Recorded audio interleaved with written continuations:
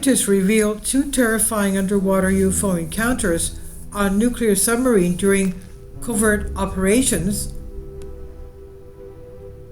An unidentified object that was traveling under the ocean at a speed greater than the speed of sound came dangerously close to a nuclear submarine.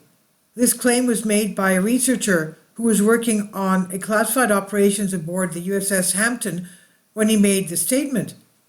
For many years, Bob McGuire worked in clandestine intelligence.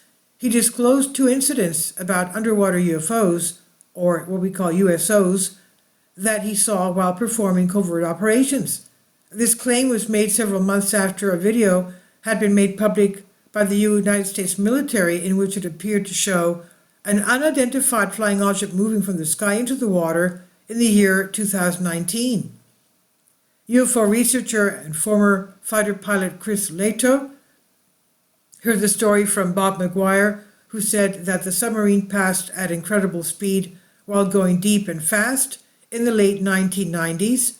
McGuire stated that this encounter was corroborated by a member of the crew who was surprised by the speed of the unidentified submerged object, also known as USO.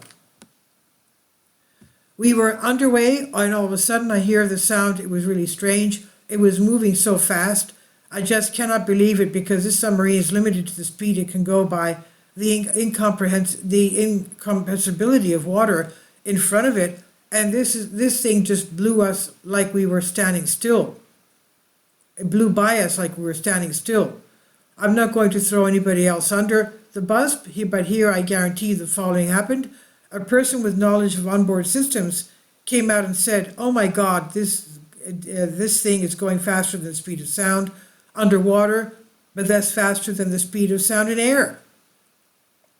Robert McGuire is the founder of technical advisor at Hawkeye 360. He serves as technical director of Federated Wireless, Inc., and Dr. McGuire is a director of research for the Ted and Catherine Hume Center for National Security and Technology, and research professor in the Bradley Department of Electrical and Computer Engineering at Virginia Tech. At Virginia Tech, he leads the overall execution of the center's research mission and leads the university's program developing efforts in national security applications of wireless and space systems. His area of expertise is in radio frequency communications and digital signal processing. McGuire had another USO encounter that took place on board the USS Blue Ridge in 2008 while it was in a violent typhoon. He said, "I wanted to look outside and see what I could see, and I was on the bridge, so I was right up there underneath the American flag looking out the windows when I noticed that even though we were in a typhoon and it was raining like mad, there was no rain hitting the ship. And I'm going, what the heck?" And I looked out the window and I looked up and I could see a glow above us in the sky. It was not very bright, but I could see it, and whatever it was blocked off the rain from the entire ship stem to stern. McGuire continued, "I believe I was on the port side, and the reason I say this is because I took a peek outside, and I could do that because I was leeward.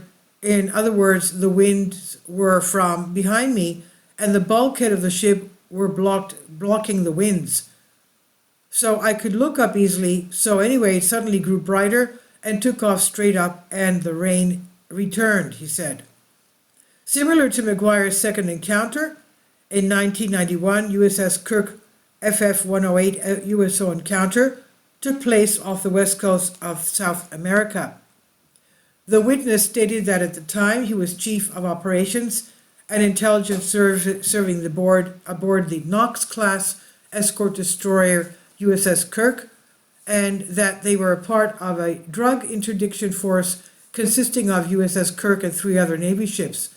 Their main task was to patrol using a network of radars to track and then intercept drug planes flying out of Colombia, Panama, and Guatemala, as well as to seize any smuggling ships that they could find.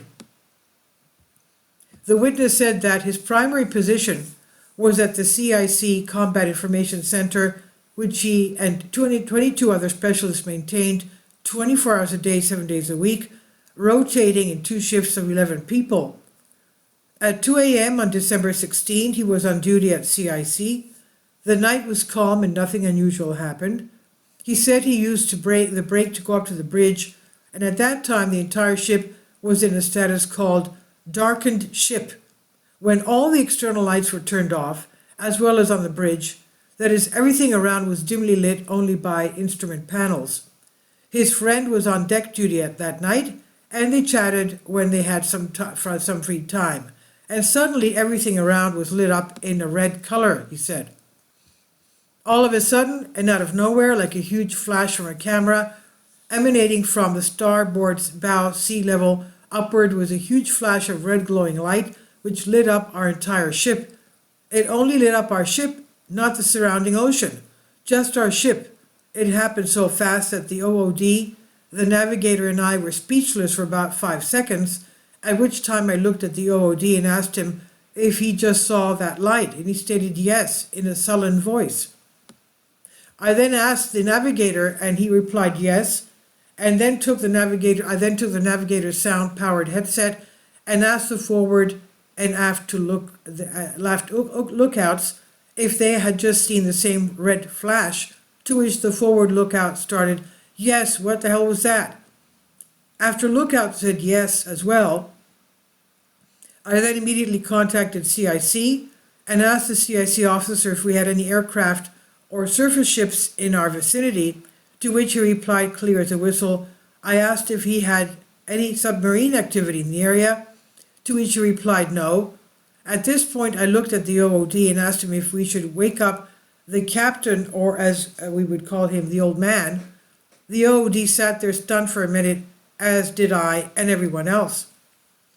What had just happened did not make any sense. The flash emanated from the sea directly off of our starboard bow, like it was touching our bow, and ascended upwardly so rapidly, creating an effect of the bright red flash. The other weird aspect of this event was that only our ship was lit up with the red flash, and not the surrounding sea, but our vessel only. The OOD elected not to wake the captain, and the entire incident was logged in our ship's log as an unexplained phenomenon. Up until this event, I did not believe in UFOs or USOs. I have no doubt that our ship, steaming along at 12 knots, came right up on a submerged, unidentifiable aircraft. I don't think the aircraft or USO had any idea we were sailing up to them.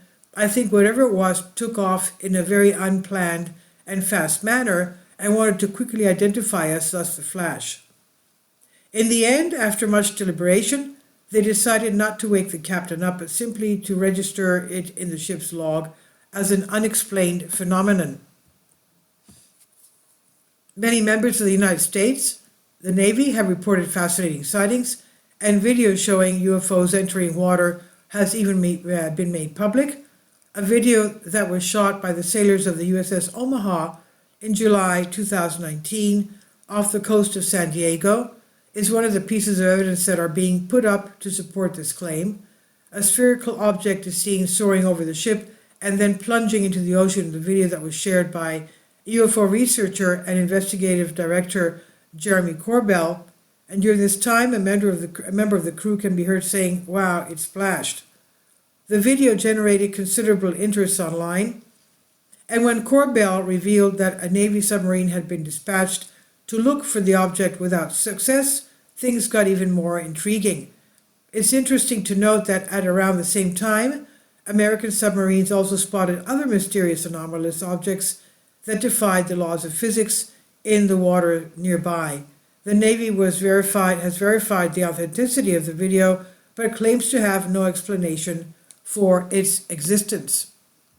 More specifically, Louis Elizondo, former director of Pentagon's Advanced Aerospace Threat Identification Program, said, "Imagine the technology that can do 700 G-forces, which can fly at 13,000 miles an hour, which can evade radar, and which can fly through the air and water and eventually in space. And, oh, by the way, has no obvious signs of propulsion, no wings, no control surfaces, and yet can still defy the natural effects of Earth's gravity. This is precisely what we are seeing," he said. And this is on Hows and Whys by Vicky Verma. Please leave your comments and thank you for your support. Support my Patreon account. The daily posts are 5 videos daily, and they are totally different from what I have on my YouTube channel. Thank you so much for your support and that you find all my content so interesting. You'll find the Patreon account details in the description box below.